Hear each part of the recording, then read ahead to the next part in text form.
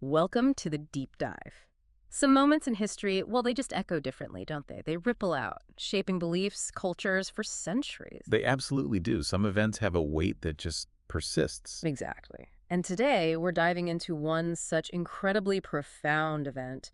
We're talking about the heart-rending tragedy of Karbala. Hmm. We'll be drawing from a really detailed, revered historical text, Nafasul Mahmoom, relating to the heart-rending tragedy of Karbala. It's quite an extensive source. It is. And look, this is a deeply significant event in Islamic history, especially for Shia Muslims, and it's sensitive. So we'll be navigating it carefully, relying heavily on what this book presents. Right.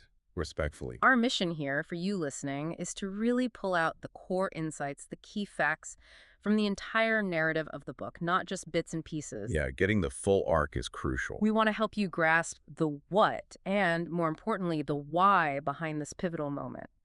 Think of it as a shortcut to being well-informed on this without getting lost in, thousands of pages. It's a complex story. It really is. And as we go through Nafasul Mahmoom, you'll hear us use certain terms, certain honorifics, things like SS.AWS or AS after names. Some of those are important. They are. They're traditional Arabic honorifics. SS.AWS means peace be upon him and his family, used for the Prophet Muhammad, and AS means peace be upon him, used for other prophets and holy figures. It's about reverence. Just standard practice when discussing these figures. Exactly. Just wanted to clarify that up front for everyone. What's fascinating here, though, is that to really get the context, the sheer impact of Karbala, you first have to understand some fundamental Islamic concepts. Right. It's not just a sequence of events. Not at all. It's about the core doctrines, the philosophical ideas that, well, really shaped why people acted the way they did. Especially Imam Hussein, #I, core Islamic concepts shaping the tragedy. That's a really important distinction. So where should we start? Maybe with a couple of terms that are, let's face it, often misunderstood, both historically and today. Definitely. Martyrdom, shahada, and holy struggle, jihad. Right. Jihad. When people hear that word, often the first thing that jumps to mind is, well, holy war. Which is often a massive oversimplification or just plain wrong. Exactly. But the literal meaning, and the source points to Ayatollah Sayyid Muhammad Hussein Behishti on this, is much broader. It's simply to struggle or to strive. Utmost effort to achieve an objective. That's the key. It's about exertion, effort towards a goal. That nuance, that focus on striving internal, external, striving for something higher, that feels absolutely critical for understanding Karbala. It is. And tied right into that is shahada, martyrdom. It's not just about dying. Okay, so what's the deeper meaning there? Well, it comes from the Arabic root shahada, which means several things. To see, to witness, to testify, but also crucially to become a model and an exemplary. Ah, okay, so a shaheed, a martyr, is more than just a victim. Much more. A shaheed is someone who has truly seen the truth, witnessed it, grasped it fully, and because of that, they stand by it firmly. So firmly, they're willing to struggle and give up his all for the truth. Wow, and that makes them a model. Exactly. They become this paradigm, an example for others, someone whose life and death is worthy of emulation. It's a profound transformation through conviction. So the source, Nafasul Mahmoom, it lays this out clearly. Very clearly. It stresses two essential elements for martyrdom in this context. First, life is sacrificed to achieve a sacred cause. It has to have a higher purpose, not just, a random death. Makes sense. And the second? That it's done consciously and willingly, and specifically in the cause of Allah, fi sabilillah.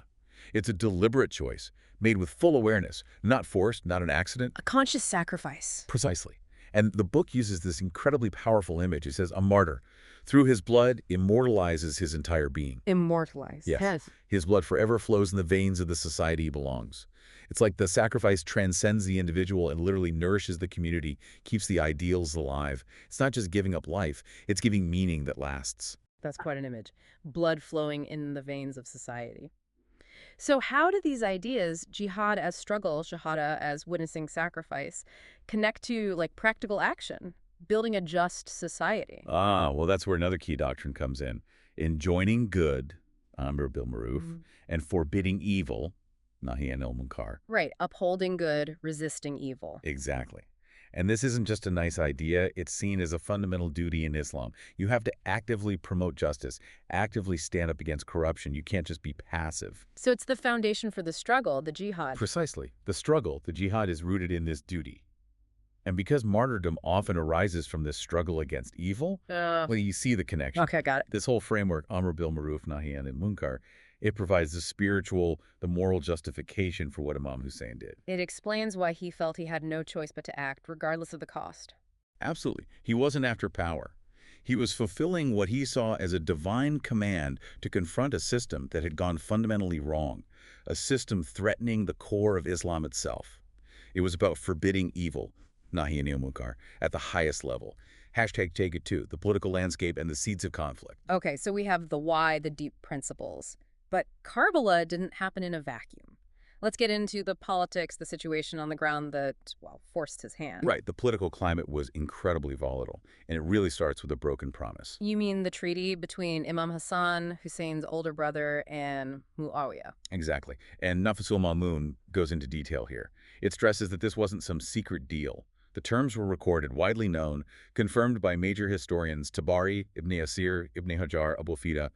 The list goes on. So everyone knew what was agreed upon. Everyone. And yet the source is unambiguous. Muawiyah basically tore it up, almost immediately. Just disregarded it. Blatantly. The book quotes him saying something quite shocking. Essentially, "Oh, Muslims, I got power through this treaty with Hassan. Now, all those terms are under my feet. I'll follow them or not, as I please." Wow. That's brazen. It's incredibly audacious. It wasn't just breaking a promise. It was a public declaration that his word meant nothing compared to his ambition. Absolute power. And the source really highlights this moment. It does, because you see how that single act, that public abandonment of integrity, just unraveled everything. It sowed the seeds for the conflict that followed. It showed integrity was secondary to power. And Muawiyah himself, the source doesn't exactly paint a flattering picture. Not at all. It portrays him as ruthless, calculating. Beyond the treaty betrayal, he's accused of some really serious things. Like what?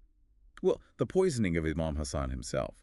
The source mentions accusations about his involvement, or at least instigation, in the murder of Imam Ali, Hassan, and Hussein's father. So, violence against the Prophet's immediate family? Yes. And assassinating key companions of the Prophet, too. People like Muhammad bin Abi Bakr, Malik bin Haris Hashtar, Hujr bin Adi, loyal figures, removed. It sounds like a systematic campaign to consolidate power. That's exactly how the source presents it. Eliminating opposition, creating this climate of fear, and frankly, moral decay. He stopped at nothing. Okay, so that's the background. Muawiyah's rule, built on broken treaties and ruthlessness. And then his son, Yazid, takes over. Yes. And Yazid's ascension, well, that just throws fuel on the fire. The source describes his character pretty bluntly. It does. It calls him a winebibber, one who wore a silken dress and beat the tambourine. Things considered scandalous for someone claiming to lead the Muslim community. Not exactly the image of piety. Far from it. But it wasn't just his personal behavior, though that was bad enough. The real crisis was legitimacy. How so? His nomination completely violated the spirit of the treaty with Imam Hassan. That treaty implied a return to a more consultative way of choosing leaders after Muawiyah. Not just passing it down like a kingdom. Exactly. It went against traditional Islamic principles which emphasize piety, knowledge, justice, not just family ties. Dynastic rule was a major shift. And this is why Imam Hussein refused to pledge allegiance. The bay'ah. Precisely. It was pivotal. When Marwan, the governor of Medina, demanded his allegiance to Yazid, Imam Hussein unequivocally refused. He wouldn't endorse what he saw as illegitimate. He drew a line. A very clear line. His refusal wasn't just a political move, it was a statement. He saw Yazid's rule as a fundamental corruption, a deviation from Islamic principles, an embodiment of the munkar, the evil that he was duty-bound to forbid. And that refusal? Well, that set the stage for direct confrontation. So allegiance refused, the political situation is tense, dangerous even. Imam Hussein makes this huge decision to leave Medina, the Prophet's city. A very weighty decision. The source tells us he left on the night of the 28th of Rajab. His family went with him. But notably without his half-brother, Muhammad ibn Hanafiya. Right, and Muhammad had given him some, let's say, practical advice. Avoid the big cities, gather support quietly, be cautious. Standard political strategy, maybe? Perhaps. But Imam Hussein's response, as recorded, suggests something deeper. A higher purpose he felt compelled to follow. Something beyond just gathering forces or strategic retreats. He knew he was on a different kind of path. It certainly seemed so. And his next move, going to Mecca, wasn't just about finding a safer place. No. What was the significance? The source says he went there specifically to seek consultation from the Almighty. It was a spiritual step, preparing himself. Even though people were warning him. Oh, definitely. He received numerous heartfelt warnings. Abdullah bin Muti, a companion, urged caution, and Salma, one of the Prophet's revered wives, pleaded with him not to go towards Kufa. Why Kufa specifically? Because of history. The Kufans had a reputation for betrayal. They'd let down his father, Imam Ali, and his brother, Imam Hassan, before. Salma reminded him of this, fearing the same fate awaited him. Did she mention Karbala? She did. She recounted a prophecy from the Prophet himself, peace be upon him and his family, how the Prophet had wept, holding earth from Karbala. Imam Hussein later confirmed this, even mixing some earth he had with that prophetic soil. So he knew. He knew about Karbala beforehand. The source is very clear on this. He had prophetic knowledge. He explicitly told people he knew the day, time, and the place where I shall be martyred. That's hard to comprehend, knowing your own death like that. It is. But he didn't see it as just unavoidable doom. It was more like accepting a divine decree as part of fulfilling his purpose, standing for truth. He told Salma something specific, didn't he? He did. Oh, dear mother, I shall be compelled to die. There is no refuge from what has been decreed, and there is no other alternative for death. It wasn't seeking death, but accepting its inevitability on the path he had to take. His resolve was absolute. But despite knowing all this, the calls from Kufa kept coming. They were inviting him. Insistently. Letter after letter arrived, pledging support, asking him to come and lead them against Yazid's tyranny. So he had to check it out. He felt he had to verify these claims. He sent his cousin, his trusted envoy, Muslim bin Aqil, to Kufa. And initially it looked promising. It did. Thousands of Kufans reportedly pledged allegiance to Imam Hussein through Muslim bin Aqil. He collected their oaths, sent word back that the support seemed genuine. But Kufa, it lived up to its reputation, didn't it? Tragically, yes. The situation turned incredibly quickly and brutally. It's heartbreaking reading the account in Nafasul Mahmoom. What happened? The arrival of a new governor, Ubaidullah bin Ziyad. He was ruthless, cunning, and utterly loyal to Yazid. And he cracked down hard. Immediately, through intimidation, bribery, spreading fear, he completely dismantled the support base for Imam Hussein. The Thors uses this stark phrase about the Kufans, their hearts being on your side, but their swords were with Bani Umayyah. Fear won out over loyalty. It seems so. Fear and opportunism.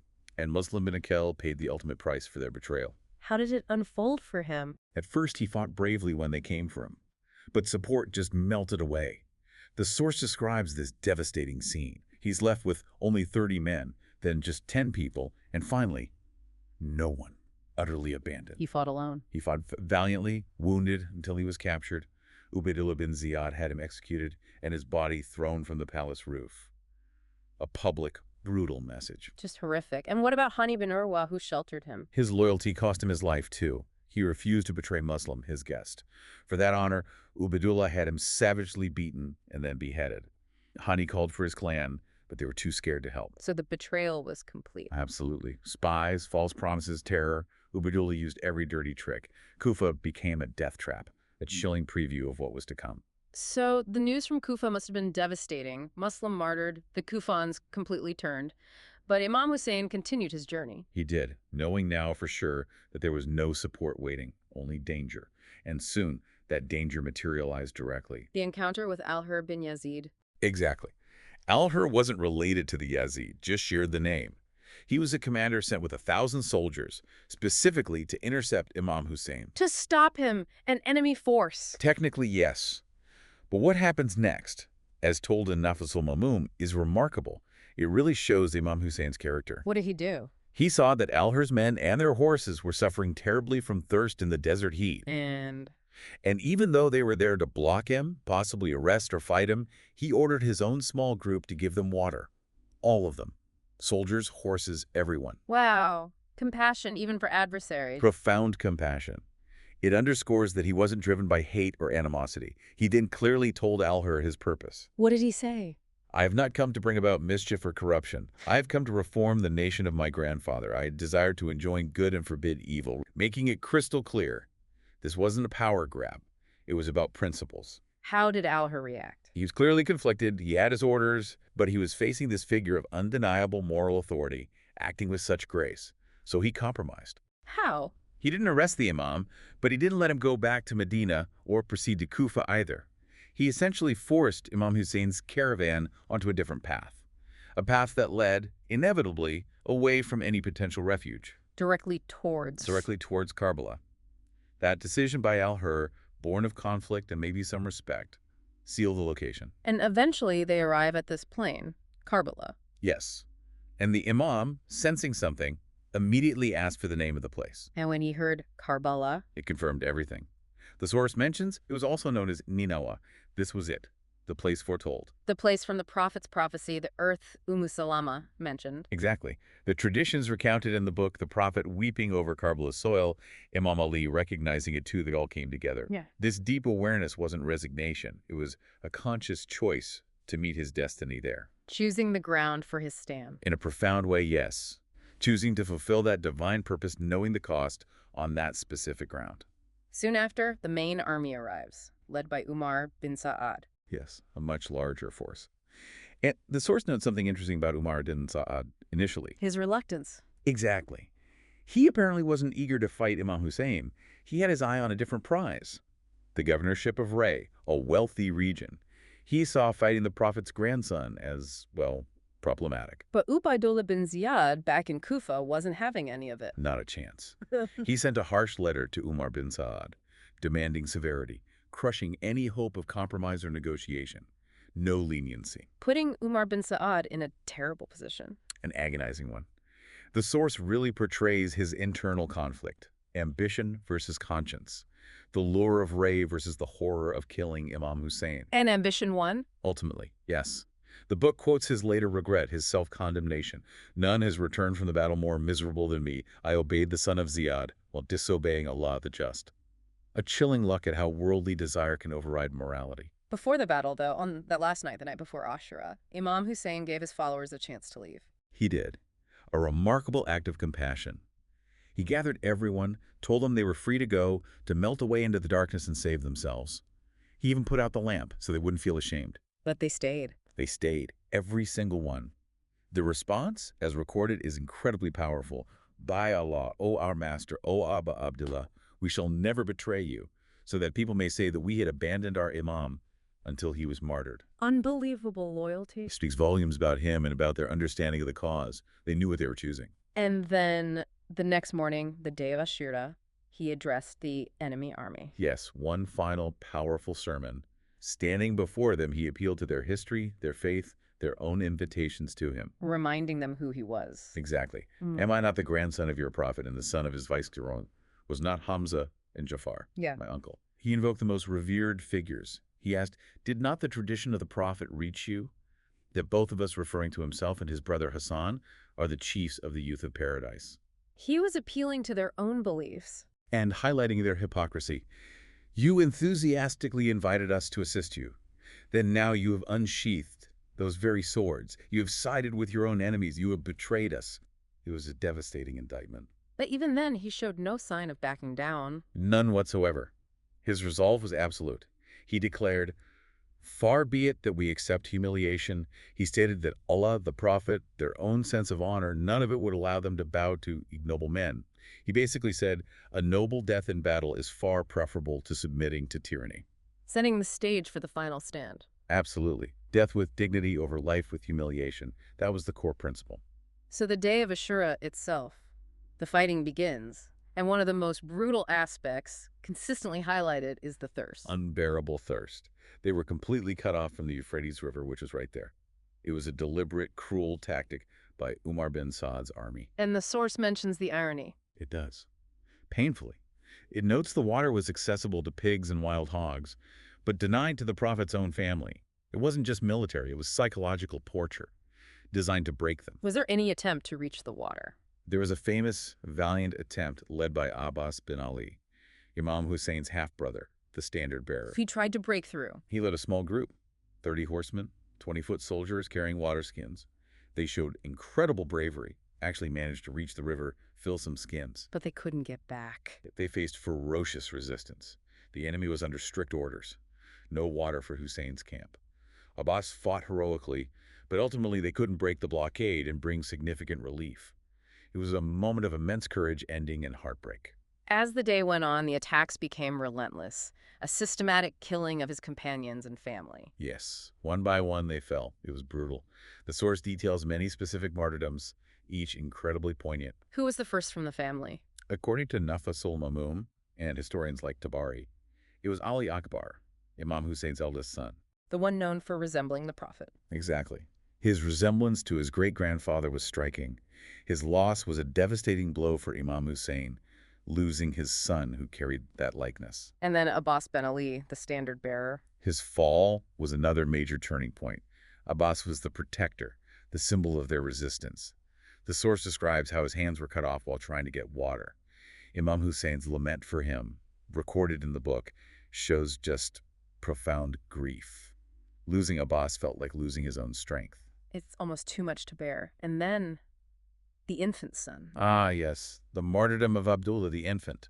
It's perhaps the most heart-wrenching moment. What exactly happened? Imam Hussein, seeing the baby suffering intensely from thirst, brought him out, held him up, appealing to the enemy's humanity, pleading for just a little water for the child. And they? An archer, Hermala bin Kahil Asadi, shot the baby with an arrow, killing him in his father's arms. Unimaginable cruelty. It truly is. Imam Hussein's prayer at that moment, looking up to the sky, was, "O Allah, be a judge between us and those who invited us, having promised assistance, and in return, killed us." A plea for divine justice in the face of absolute inhumanity. Beyond the immediate family, many loyal companions also fell. Oh, absolutely. Their courage was incredible. People like Habib bin Muzahir, an elderly, devoted companion who fought fiercely. Hanzala bin al-Assad Shabami, who literally shielded the Imam with his own body while calling out warnings to the enemy. And Zuhair bin Quain, he joined later, didn't he? Yes, Zuhair bin Quain initially wasn't even planning to join, but after meeting Imam Hussein, he made the conscious choice to stay and fight, becoming a powerful symbol of choosing the righteous path. And what about Al-Hur, the commander who intercepted them? In a remarkable turn, Al-Hur bin Yazid defected to Imam Hussein's side on Ashur itself. He begged the Imam for forgiveness for blocking his path earlier and then fought bravely, becoming a martyr in his defense. This story of redemption, right there on the battlefield. Yeah, absolutely. And there was Wahab, a Christian who was so moved by the Imam's stand that he converted and fought alongside him. His mother's resolve was also noted, urging him on, even trying to join the fight herself. It sounds like each person there made a conscious choice knowing the odds. Completely. They weren't just soldiers following orders. They believed deeply in the cause. The source mentions Imam Hussein saying something profound. Death is nothing but a bridge. A bridge? Yes, a bridge from the place of hardship and severity to the spacious paradise and eternal bliss. That spiritual perspective, seeing death not as an end but a transition, fueled their incredible courage. So eventually, Imam Hussein himself is left almost alone, heavily wounded. Yes. The source says he sustained 100 and some arrows, lances, and strokes of swords. Wounded, exhausted, surrounded, but still fighting with immense valor. How did the end come? He was finally struck down, falling from his horse. The source mentions Salih bin Wahab Yazni delivering a blow. But the brutality didn't stop there. No. This is perhaps the most horrific part. Umar bin Sa'ad ordered 10 horsemen to deliberately trample the Imam's body. Trample his body. Yes, crushing his chest and back. One of the men involved, Usaid bin Malik, is quoted boasting, "We trampled the chest after the back with the powerful hooves." Utter desecration. And his head? It was severed. Nafasul Mahmoom mentions it happened while he was in sujud, in prostration to God, a final act of devotion amidst unimaginable violence. It's just beyond words. It is. But right at that moment of ultimate physical defeat and desecration, the source offers this contrasting image, almost a divine commentary, a voice saying, "O serene soul, return to your Lord, well pleased with him, well pleasing him. So enter among my servants and enter into my paradise." Transforming the horror into spiritual victory. That's the implication, divine acceptance. That despite the horrific end, his sacrifice was accepted, his soul found peace, and his stand for truth ultimately triumphed on a different plane. The battle ends, Imam Hussein and his companions are martyred. But the suffering wasn't over for the survivors, was it? The women and children. Not by a long shot. The aftermath was, in many ways, just as agonizing. The surviving family members, including Imam Hussein's sister, Sayyidah Zainab, and his sick son, Imam Ali Zainul Abidin, were taken captive. Paraded as prisoners. Yes, dragged from Karbala, first to Kufa, then all the way to Damascus, Yazid's capital. It was meant to be a display of Yazid's victory, a humiliation for the Prophet's family. The source captures Sayyida Zainab's grief at Karbala. It does. Her lament upon seeing the bodies of her loved ones is heartbreaking. O Muhammad, O Muhammad, salutations of the heavenly angels be upon you. This is Hussein drenched in blood and cut asunder. O Muhammad, your daughters are captivated and your progeny fallen martyred. A cry of pure anguish and accusation. And the atrocities continued in Kufa and Damascus. They did. In Kufa, Ubaydullah bin Ziyad added insult to unimaginable injury by taking Imam Hussein's severed head and poking it with a cane. Just pure desecration. Utterly. An elderly companion named Zayd bin Arqam bravely protested, saying he'd seen the Prophet kiss those very lips. A small act of defiance in a room full of fear. And the heads were displayed publicly. Yes, the heads of the martyrs were paraded. The source mentions Abbas bin Ali's head being hung on a horse's neck, a gruesome spectacle. Though it also notes a strange detail. The rider carrying Abbas's head, his face reportedly turned black, like a curse. The journey to Damascus must have been terrible. And then, in Yazid's court. The humiliation reached a peak. A Syrian man in Yazid's court had the audacity to ask for Sayyida Sakina, Imam Hussein's young daughter, as a slave girl. Unbelievable. How did they react? Sayyida Zainab reacted with incredible fierceness. She stood up, defended her niece, and directly challenged Yazid's authority and character right there in his court. What did she say? By Allah, you lie, and you revealed your mean nature. You nor he has any authority to do so. She basically told him he had no moral or legal right, exposing his depravity. It was an astonishing display of courage from a captive. Speaking truth to power, literally in the lion's den. Exactly. And she wasn't the only one. Imam Ali Zain al-Abidin also spoke out, despite being ill and in chains. He delivered an incredibly powerful sermon right there in Damascus, before Yazid and his court. What was his message? He reminded everyone of the true status and virtues of the Ahlul Bayt, the Prophet's household. He declared his lineage with pride and sorrow. I am the son of Makkah and of Mina. I am the son of Zamzam and Safa. I am the son of Fatima Azara. He laid bare their sacred connection to Islam's holiest sites and figures. Countering Yazid's narrative directly. Completely dismantling it. He condemned Yazid's actions, highlighting the injustice. And then came that powerful moment during the azan, the call to prayer. What happened then? When the caller proclaimed the Prophet's name, Imam Ali Zain al-Abidin stopped him and turned to Yazid. He asked him, essentially, this Prophet whose name you invoke, is he my grandfather or yours? He drove home the hypocrisy, reducing the audience to tears. Wow. Using their own rituals against them. And throughout this ordeal, the source mentions him turning a rosary, constantly remembering Allah, a quiet symbol of faith amidst tyranny. These sermons, Zainab's and Zain al-Abidin's, were crucial. They started to chip away at Yazid's victory narrative, planting seeds of doubt and sympathy. Even after all this, the attempts to erase Karbala continued, like Mutawakil centuries later trying to destroy the grave. Yes, there were later caliphs, like Mutawakil, who feared the power of Imam Hussein's memory. He ordered the grave demolished, plowed over, irrigated to stop people from visiting. Did it work? Well, Nafasul Mahmoom recounts a miraculous story. The bulls brought to plow the land reportedly refused to step onto the actual gravesite. Ubaydullah bin Rabia witnessed this. It was seen as a divine sign protecting the site. And there were other phenomena reported. Yes, the source lists quite a few things reported in the aftermath.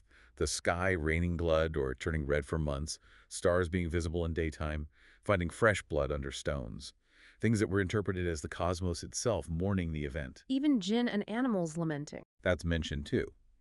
It all contributes to this sense that Karbala wasn't just a human tragedy, but an event of cosmic significance, recognized even beyond the human realm. This brings us to the quest for justice, the rise of Mukhtar. Right. Mukhtar bin Abi Ubaidah Saqafi emerges some years later, driven by the desire to avenge the blood of Imam Hussein and his companions. So seeking retribution. A very determined campaign. Nafasul Mahmoom details how he systematically hunted down those directly responsible for the killings at Karbala. Specific individuals. Yes, people like Harmala bin Kahil Asadi, the one who shot the infant Abdullah, he was executed, Muqiz bin Marah, who killed Ali Akbar, Sinan bin Anas, who had bragged about killing Imam Hussein. Mukhtar pursued them relentlessly. He saw it as a mission. Definitely. The source describes him offering prayers of thanks to Allah each time he succeeded in bringing one of the killers to justice. He felt he was fulfilling a duty to the Ahlul Bayt. And this connects to the Tawabin, the penitents. Yes, the Tawabin were a group, mainly from Kufa, who felt immense guilt for failing to support Imam Hussein after inviting him. They rose up seeking atonement through fighting his killers. Mukhtar's movement built on that sentiment, channeling the deep societal need for justice after the horrors of Karbala. It sent a message. Such acts would not go unpunished. Hashtag Chagamazayan7, enduring legacy and broader implications.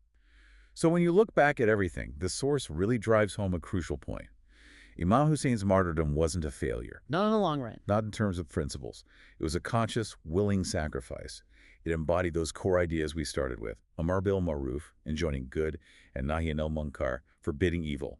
He stood against tyranny, refused to legitimize corruption. And the act itself was the victory. In a moral and spiritual sense, yes. He preserved the true spirit of Islam from being totally co-opted by worldly power.